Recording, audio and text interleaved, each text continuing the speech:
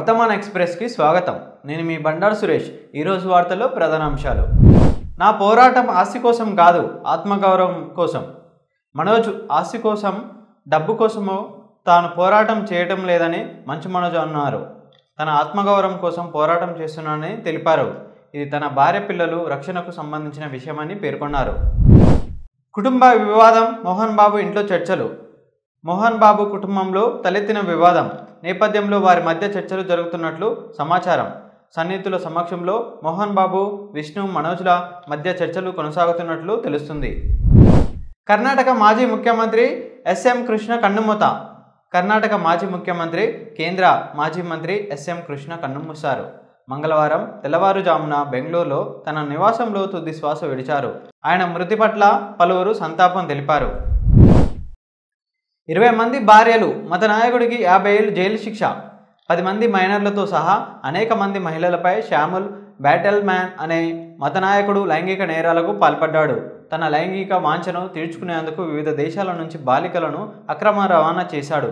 ఈ నేరాలను మత నాయకుడు స్వయంగా ఒప్పుకోవడంతో న్యాయస్థానం ఆయనకు 50 ఏళ్లు జైలు శిక్ష విధిస్తూ తీర్పునిచ్చింది.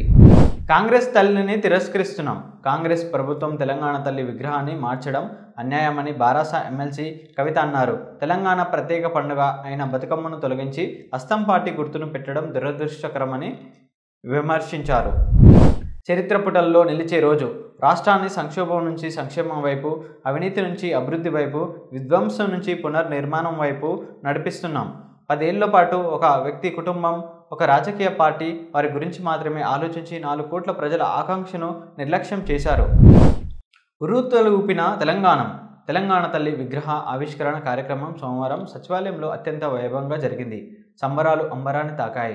సచివాలయం, హుస్సేన్ సాగర్ తీరం జలసంద్రమయ్యాయి. విగ్రహాన్ని అగౌరవపరిస్తే కఠిన చర్యలు. రాష్ట్రంలో ప్రతి సంవత్సరం డిసెంబర్ 9న తెలంగాణ తల్లి అవతరణ ఉత్సవం నిర్వహించాలని నిర్ణయిస్తూ ప్రభుత్వం సోమవారం ఉత్తర్వులు జారీ చేసింది. త్వరలో ఏపీ కేబినెట్లోకి నాగబాబు.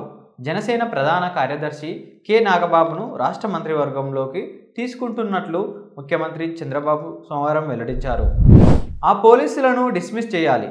హామీల అమలుకు ఆశా వర్కర్లు ఆందోళన చేస్తున్నారని నిరసన తెలుపుతున్న వారిపై పోలీసులు దాడులు చేయడం హేమామయమైన చర్య అని బారాస కార్యనిర్వాహక అధ్యక్షుడు కేటీఆర్ అన్నారు. పోలీసుల దాడిలో గాయపడిన ఆశా వర్కర్లను ఉస్మానియా ఆసుపత్రిలో పరామర్శించిన అనంతరం ఆయన మాట్లాడారు. ఇంతటితో ఈ వార్తలు సమాప్తం. మరిన్ని వార్తల కోసం మన ఛానల్ని సబ్స్క్రైబ్ చేసుకోండి. మీ అభిప్రాయాలని కామెంట్ రూపంలో తెలియజేయండి. Thank you.